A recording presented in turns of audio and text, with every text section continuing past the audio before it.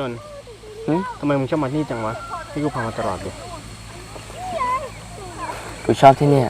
มันดูสะอาดตาดีอ่ะถ้ามึงอยากมาอีก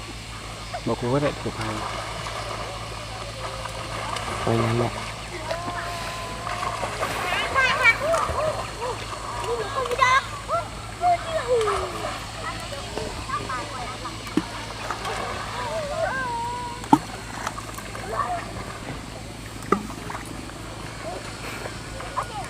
แต่มึงเห็นก้อนหินที่กูคว้างไปเมื่อกี้ปะทำไมมึงคิดเหมือนกูปะว่ามันก็เหมือนความรักนะเว้ยเหมือนยังไงวะถึงกูจะคว้างไปไกลแค่ไหนอะแล้วก็คว้างไปใกล้แค่ไหนอะสุดท้ายอะมันก็ต้องจมอยู่ดีเว้ยมันก็เหมือนกับว่าถึงแม้กูจะรักเขาแค่ไหนอะสุดท้ายมันก็ต้องจบอยู่ดีมึงคิดงั้นหรอถ้าเป็นกูนะถ้าให้เปรียบ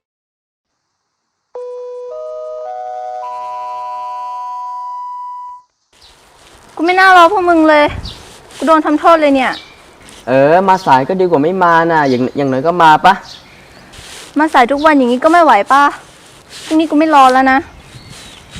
ขอโทษไหมครับคุณไอซ์ต่อไปนนท์จะไม่ทำพวกมึงอ่ะเลิกเถียงดิกูร้อนเว้ย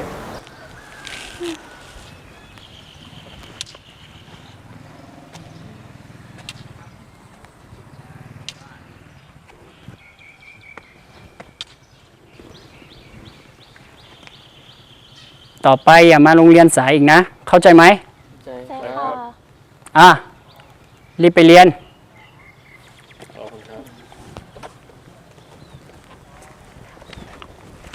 เดี๋ยวครับประจำเลยนะแกมายืนตรงนี้ครับครูเมื่อไหร่จะเลิกมาโรงเรียนสายสักทีขอโทษครับท่าเดิมกอดอกด้วยยืนไปสอนเท่าไหร่ก็ไม่จำนะเรา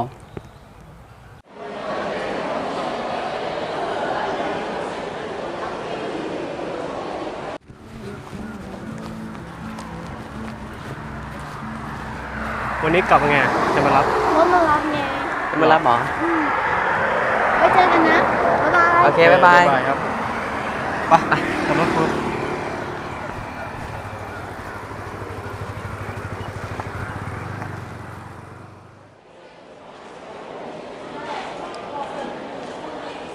นักเรียน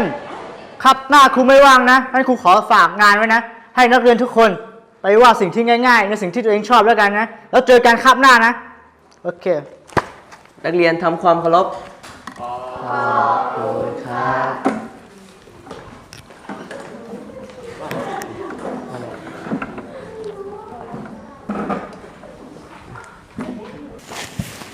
แกเราไม่รู้จะวาดอะไรเลยอ่ะในหัวเรามีแต่ภาพภูเขาต้นไม้แม่น้ำปวดหัวแกไอ้ที่แกว่าภูเขาต้นไม้อย่างเงี้ยมันก็วาดได้หมดแหละก็สิ่งที่แกชอบอ่ะแกลองคิดเป็นอย่างอื่นอ่ะกว้างๆดูว่าแกจะวาดเป็นอะไรอ่ะสิ่งที่ชอบหรอก็ต้องเป็นของกินอยู่แล้วแหละของกินแล้วแกล่ะ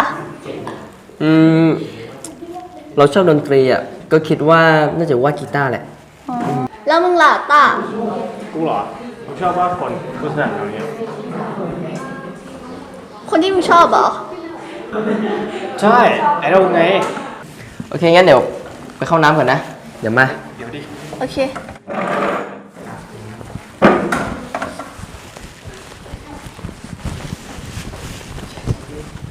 ว่าอะไรอ่ะเฮ้ยเดี๋ยวกูไปเข้าน้ำก่อนนะขอดูแค่นี้ก็ไม่ได้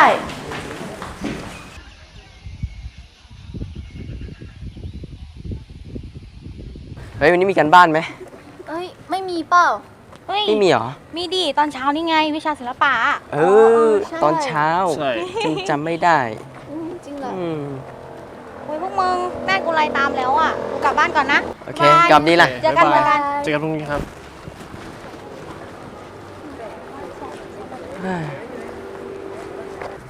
เฮ้ยมึง รถกูมาแล้วว่ะ กลับดีล่ะถ้างั้นอะ จะดีไม่ดีก็ขึ้นอยู่กับคนขับนั่นแหละ เดี๋ยวนี้กวนตีนนะ เฮ้ย ต้า ว่า ขับรถดีๆนะ บายบาย เฮ้ยเขากลับหมดละแล้วเราอะ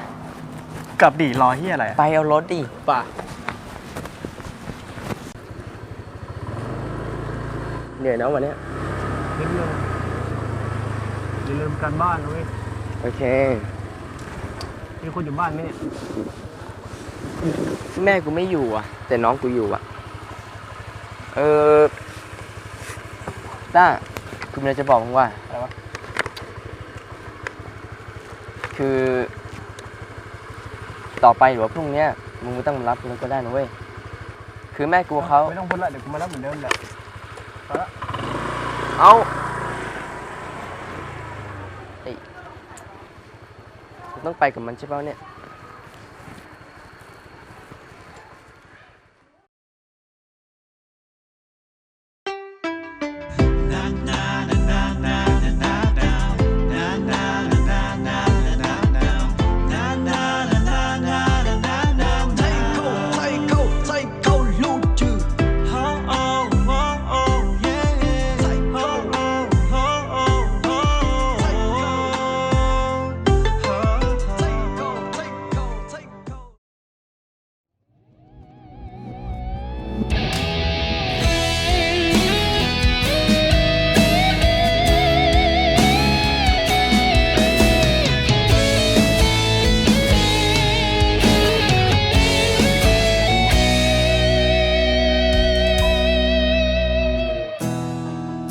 有路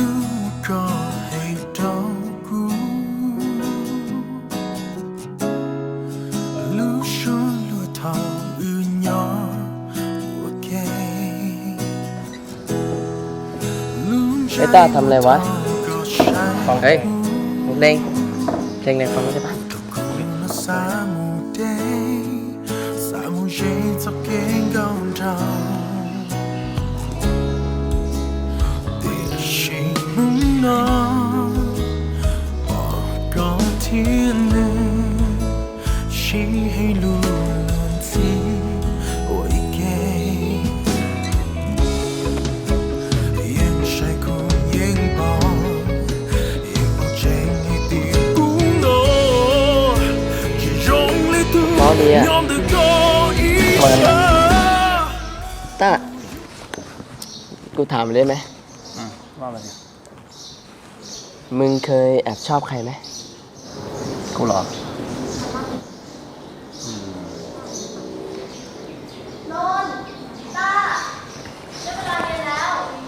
โอเคเพื่อนมาตาม ไปเว้ยไปก่อนนะเว้ย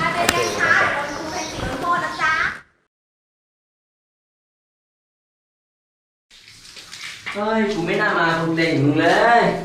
โดนจันสั่งมึงของน้ำเฉยเลยอ่ะ ใครใช้มาฟังเพลงกูวะฮะ จำนายหงิดปะวะว่าเข้าเรียนสายแค่5 นาทีอ่ะโดนจันสั่ง ปวดแล้ว เฉยเลย ตักน้ำไปใช้เนี่ยต้องหัวร้อนมากถึงกินน้ำแห้ง ไอ้ต้าไอ้สัตว์จะเอาใช่ปะจะเอาใช่ปะ เฮ้ยพอขาต่อเหอะสัตว์ มึงเล่นก่อนอ่ะ เจียงหมดเลย แล้วรีบตัดเนี่ยจะได้รีบไป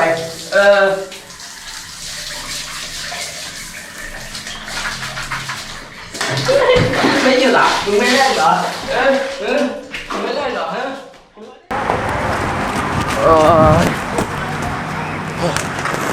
เหนื่อยว่ะ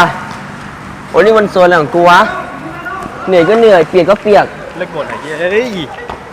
ทุกคนเหนื่อยปะวะหิวน้ำอะไรอย่างเงี้ย ลำคาญว่ะกูก็เหมือนมึงเนี่ยกูมากับมึง กูเปียกกว่ามึงเว้ย อ่ะ เห็นพวกมึงไม่รู้จะสงสารหรือตลกดีอ่ะกูซื้อน้ำมาให้ ตายนะ เปียกกูเหรอ ใช่ทำยังไง เอ้าทำไมคุณต้าได้น้ำชาเขียวทำไมกูได้น้ำเปล่าวะ นี่2 มาตรฐานปะวะ อิจฉากูใช่ไหมเอาไป มึงกินไปละ มึงนอนเกลียดกูใช่ไหม กูไม่กินละ ไอ้กิน กินนี้ก็ได้ ไม่อ่ะ กลับก่อนนะ เอาละ บ๊ายบาย สบายเจอกันพรุ่งนี้นะ โอเค เฮ้ยกลับบ้านกันนะเว้ยจะไปปะ เอ้ากูก็ไปกับมึงไม่ใช่เหรอ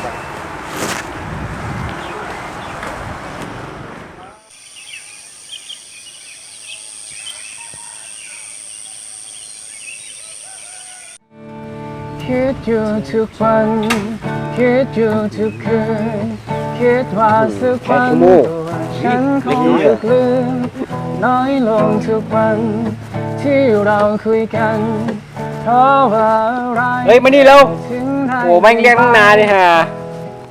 คิดตาม โอ้ ไม่ ยไอ้ ถึง เย้ คิดตามไม่ถึง แกะขี้มูกไอ้สัตว์ คิดตาม ดู ไม่ถึง มึงดูเฮ้ยใช้ได้ว่ะมึงดู คิตามไม่ถึงเธอ แตงโมชัดๆโอ้ยไอ้น้องมอซีนี่นมใหญ่ว่ะสุดปังโอ้นมใหญ่ยิ่งไปอ่ะ มาช้าเล เฮ้ ยวะ ดูดิโอ้ยนมใหญ่ว่ะดู ความคิดอะไรนะ โอ้ยนมใหญ่เฮ้ยน้องมอซีเฮ้ยเพิ่งเข้าใหม่ มาใหม่เหรอ เออ ไอ้เหี้ย เดี๋ยวยินนี้ไปกินแตงโมกันเฮ้ย เอาเลยเอาเลยเอาเลย น้องมห้าเลยเฮ้ยน้องมห้าเลย กูยกให้เนี่ย เหี้ย ไม่ใช่สเปกอะนมเนี่ยไม่ใช่ เฮ้ยเดี๋ยวดูมหกดิรุ่นเราดิโอ้โหนมเล็ก เฮ้ยคน เลย กูเอากูจะเอา สุดปังเย็นนี้แหละ ให้เรากินอะไรวะกิน1,500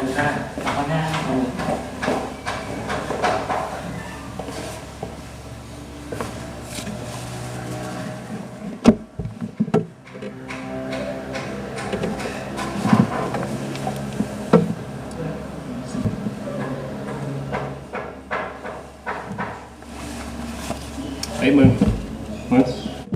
หลับตั้งแต่วันแรกเลย กูทำไมเนี่ยกูกำลังหลับสบายๆเลย มันง่วงเนาะมีอะไร เพลงพูดดังมึงหลับได้ไงนะ อ่ากูต้องฟังเพลงทุกคืนเว้ยกูจะหลับอ่ะจริงๆเว้ย กูว่านี่ก็โมโหมึงไหม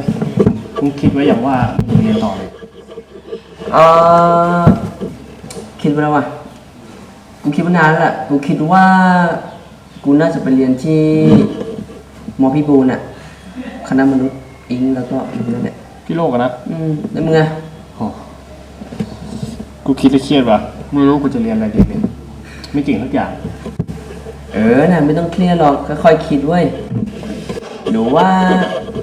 ถ้ามึงคิดไม่ออกจริงๆอ่ะไปกูก็ได้ ไปกับมึงเนี่ยนะ กูไม่ไหวหรอกมึงดูสมองกูด้วย โหยต้าใครมึง นี่ใคร มึง คุณอานนท์ผู้หล่อเหลาที่สุดในโรงเรียนเนี่ย อ่ะ ตรงนี้ แล้ว เดี๋ยวกูช่วยมึงเอง ชื่อเตี้ยวกว่า อืม เฮ้ยจริงดิขอบใจเว้ย จริง โอเค อ ขอบคุณนะเว้ยที่มึงช่วยกูมาตลอดเลยอะ อะไร เฮ้ยนั่นใครวะไอ้บอกวะเฮ้ยไอ้เป็นไรวะหน้าบูดเชียวมานี่เด็กมาคุยหน่อยเป็นไร แกเพื่อนคนอื่นเขาหาที่เรียนกันแล้วอ่ะแต่กูไม่รู้กูจะเรียนอะไรอ่ะ ไปกับพวกกูไหมล่ะเดี๋ยวให้นนท์ช่วยติวให้ จริงดิช่วยกูได้นะมึง เชี่ยอารมณ์เปลี่ยนไวมาก กูดีใจอะที่จะได้ไปเรียนกับพวกมึงต่ออ่ะ อ่ะ ไปกินข้าวกัน เฮ้ยไป ไม่เอาอะไรถึงจำไป เฮ้ย ตามมานะ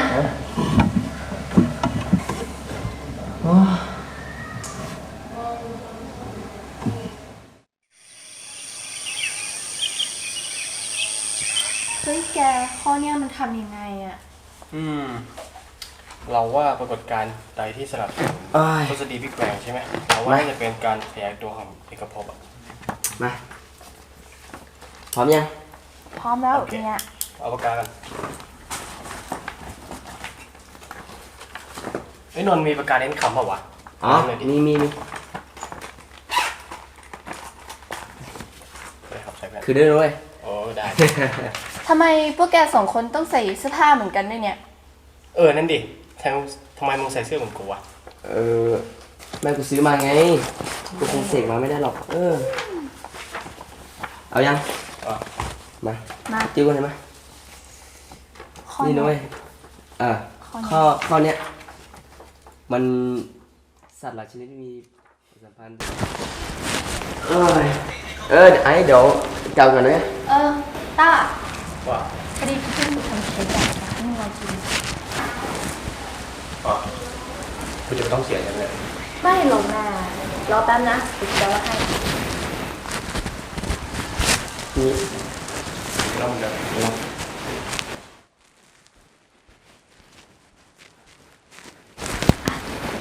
ขอบใจนะ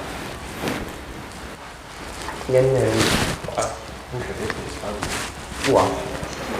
เอ้า โอเคกลับมานะเรียน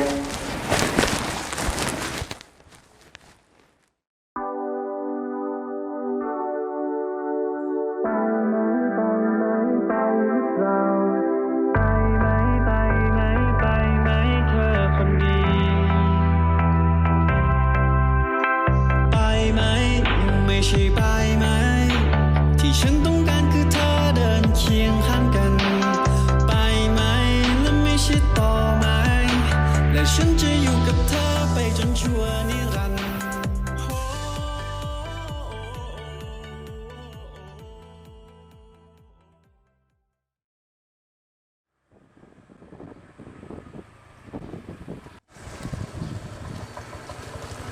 โอเค ด้วยกันพรุ่งนี้ ขนมมึงอะ กูไม่ชอบกินหรอกมึงเอาไปเลย เอาไม่ชอบกินไม่บอกไอ้วะไอ้มันรู้ไหมมึงคงเสียใจอะ เอาไปเลยเดี๋ยวให้ เอาอีกต้า แหมกลับมาด้วยกันอีกแล้วนะ ผูกปากไปเลย ทำไม ไอ้กินหนมไหม ไม่กินหรอก มากินแล้ว ไม่กิน เดี๋ยวเร็ว เข้าบ้านไปเลย ไม่กินจริงอะ เออ ไป อย่า เล เสีย ย ใจนะ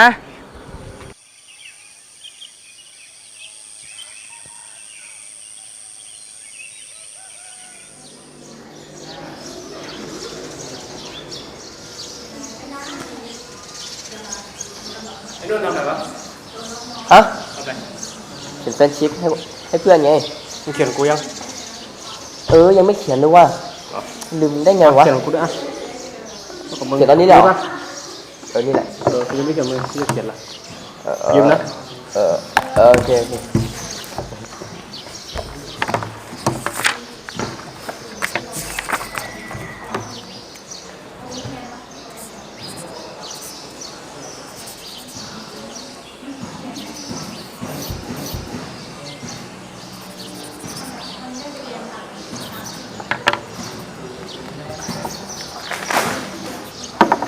อะไรวะ ไม่มีอะไรไม่มีอะไร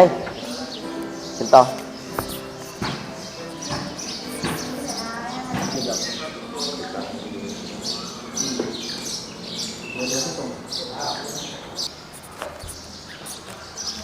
มาเขียนเสร็จละ เสร็จแล้วเหรอ เอาไปที่บ้านนะอย่ามาอ่านที่บ้าน ที่บ้านเอาแล้วของมึงอะ แล้วเจอกัน เอาอะไรของมันวะแล้วนี่ไอ้ต้ากับไอ้โจ้มายังวะ ยังเลยยังแค่แม่งโคตรนานเลย แต่เรานั้นมัน ตามแต่5 โมง เรานั้นมันนานแล้ว อ่ะใช่ปะเฮ้ยเฮียโจ้ต้ามึงมาโคตรช้าเลยพวกมึงเร็วเร็วเร็ว โอเคมาแล้ว สายเฮียแม่งเรียนให้เด้เข้มๆเลยไอ้นนท์จะเอาน้ำแข็งจากคุโรใต้มาเสิร์ฟถึงที่แล้วเนี่ยเร็วๆรีบมาเลยเดี๋ยวละลายหมดไปกันหมดแล้ว มาช้าหน่อยวะ ทำไม มันช้า อะ ไอ้ตามันช้าดิ ทำไมถึงมาช้าถ้าไปทำที่อะไร ไม่รู้มันอะ โคตรช้าเลย เรื่องใช้ล้างจาน ว่าแต่พวกมึงจะไปเรียนต่อที่ไหนกันเนี่ย กูว่าจะไปมอพิบูลว่ะ แล้วมึงอะ แล้วตามึงอะ ไปเที่ยวกันแหละ เฮ้ย เฮ้ย เฮ้ยมีอะไร อะไร มัน อะไร ไปด้วยกันวะ ตอนต้องไปด้วยกันด้วยวะ ก็นี่มันติวให้กูไง โอ้ ไปด้วยกัน กูงงทำไมต้องไปที่มอพิบูลด้วยกัน2 คน อ้าวชน มา ข้างนอก มา กูไม่ไหวแล้วว่ะ เฮ้ยชนก่อนดิมาแก้วสุดท้ายก็ เออเนี่ย แก้ว มาแก้วหนึ่งไหม มา มา ไป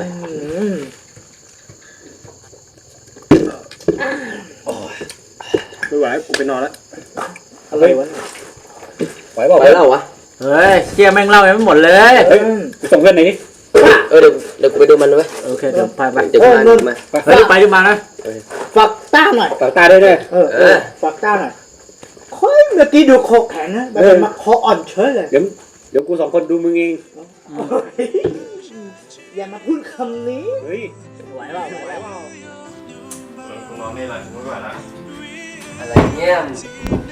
ห้องข้างมันว่างไปนอนห้องข้างไปเดี๋ยวอันนี้ห้องกูเร็วห้องข้างแม่กูเตรียมไว้อยู่เร็ว ไม่ละ ด้านเลยเรานี่ห้องกูนะเว้ยเดี๋ยวนอนดีๆแล้วถ้าจะนอนเนี่ยแต่แม่ไม่ว่าหรอกว่ากูนอนห้องกู นอนอยู่เลย เฮ้ยมึงกินเหล้าสภาพเนี้ยไปมึงต้องกินเยอะนะเข้าใจไหม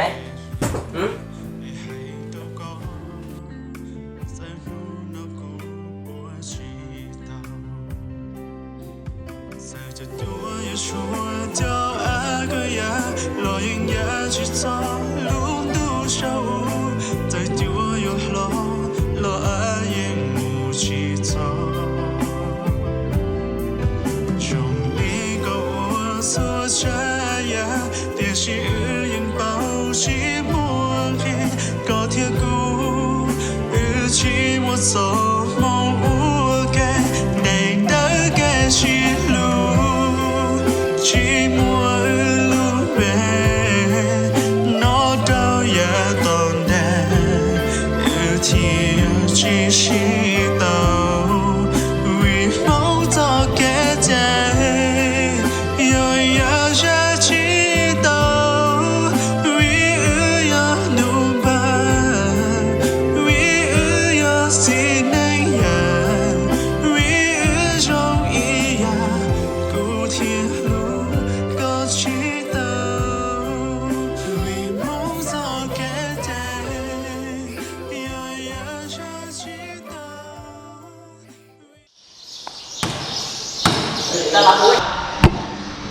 เฮ้ยมึงก็มีอะไรจะถามว่ะ ว่า อาทิตย์หน้าเราจะสอบเต้นลีลาศกันใช่ไหม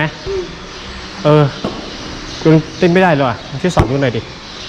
กูเนี่ยนะ ได้ปะ มา โอเค มันมีเต้นแบบชายหญิงใช่ไหม ใช่ แล้วทีนี้มึงเป็นผู้หญิงได้ปะ กูเป็นผู้หญิง มา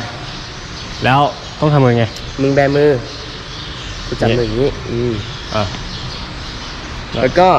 beginning มึงเป็นผู้ชาย มึงต้องก้าวขาซ้ายก่อนนะ กูเป็นผู้หญิง กูก้าวขาขวาอย่างนี้ โอเค แล้วก็มึงก็แตะ มึงก้าวหน้า มึงแตะหน้า มึงก้าวหลัง มึงแตะหลัง โอเคไหม ได้ 1 2 3 1 2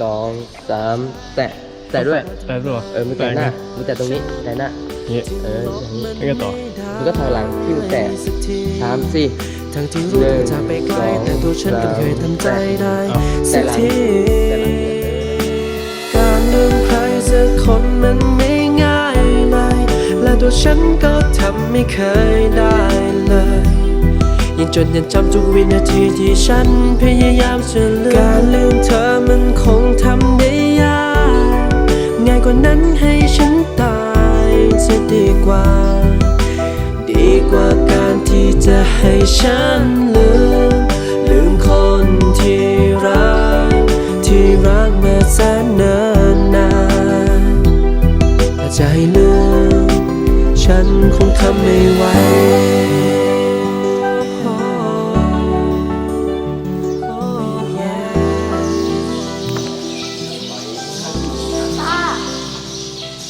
ดีเราซื้อน้ำกะลาตีมาเลยซื้อฝัดแกอุ๊ยไอ้เครื่องเท้ามันหลุดอ่ะถูกเครื่องเท้าให้ด้วยไอ้น่ารักมาก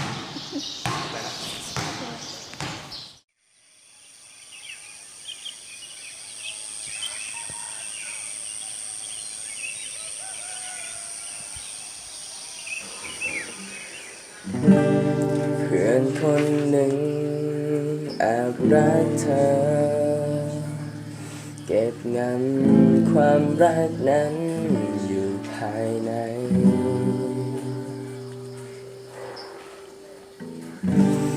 ก็ไม่เคยเปิดเผยไปด้วยกลัวจะเสียใจจะเสียเธอ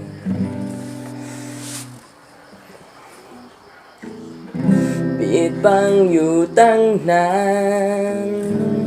มันอัดอั้นใจ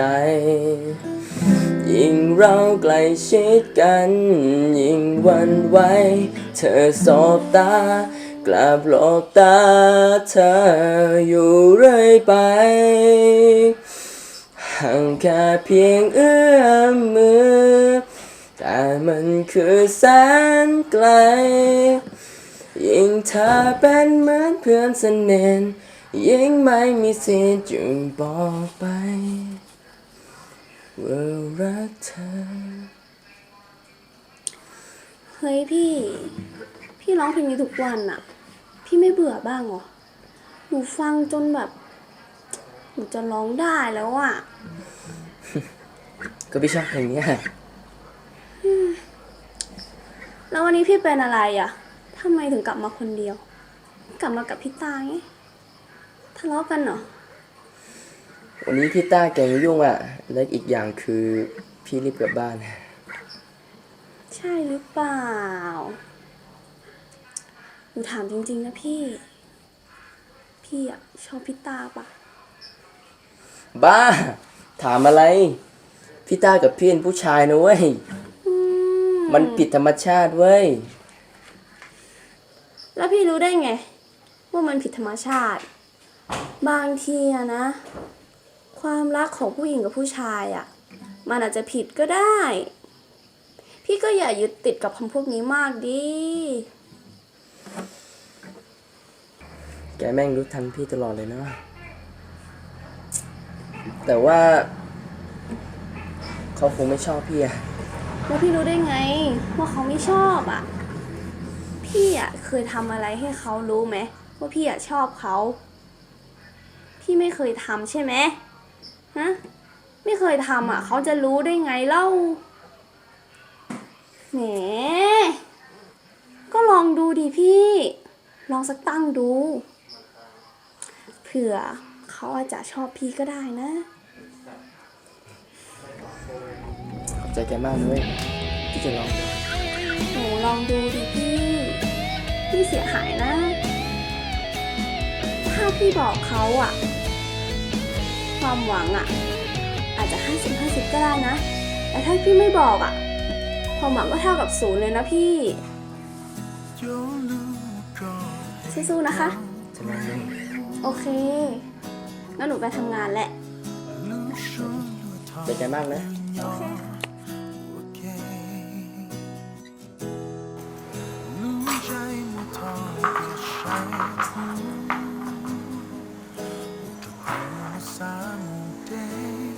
เสร็จแล้ว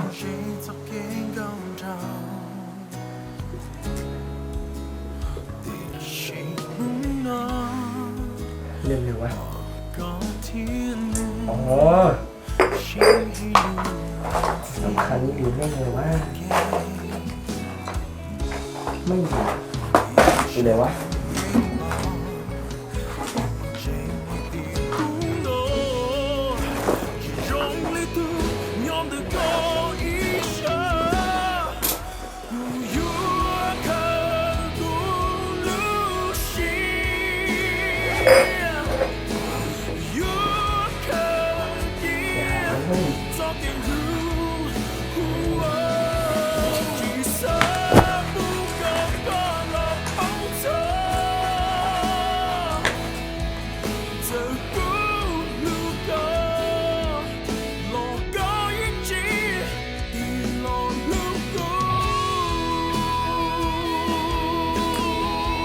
เอามา